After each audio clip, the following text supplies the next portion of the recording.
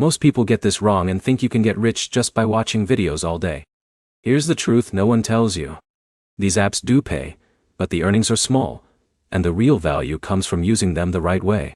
In this video, you'll learn which apps actually pay in 2026, how they work, and what to expect so you don't waste time on fake promises. Let's get straight into it. These platforms usually work through ad revenue sharing, surveys, or reward systems. One of the most common categories includes reward apps connected to big ad networks or task platforms. Another category includes cashback and microtask apps, where watching videos is part of earning points. Now here's where it gets interesting. You are not paid directly for watching, in most cases. Instead, you earn points for engaging with ads, completing short video tasks, or staying active on partner offers. Those points are then converted into cash or gift cards. One well-known type of system is used by platforms similar to Swagbucks, where watching short clips, ads, or promotional videos earns you points. You can later redeem those points for PayPal Cash or gift cards. But here's the problem most beginners face. They expect fast money and quit too early. These apps are designed for small earnings over time, not full-time income. If you go in with the wrong expectations, you will feel disappointed even if the apps are working correctly. Now let's break down how to actually use them properly. First, sign up on one or two trusted apps only.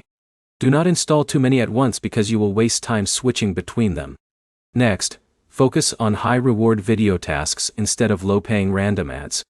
These usually give better points per minute. Now here's a simple example. Imagine, Alex spends 20 minutes a day watching short video ads while multitasking. He is not replacing his job, but he slowly builds up enough points for small gift cards each month. That is the realistic model. Another important detail is payout options. Most legit apps offer PayPal, gift cards, or platform credits. Always check minimum withdrawal limits before investing time. Now let's talk safety. Avoid apps that ask for upfront payment or promise unrealistic earnings like hundreds per day. Real reward apps are free and transparent about small payouts.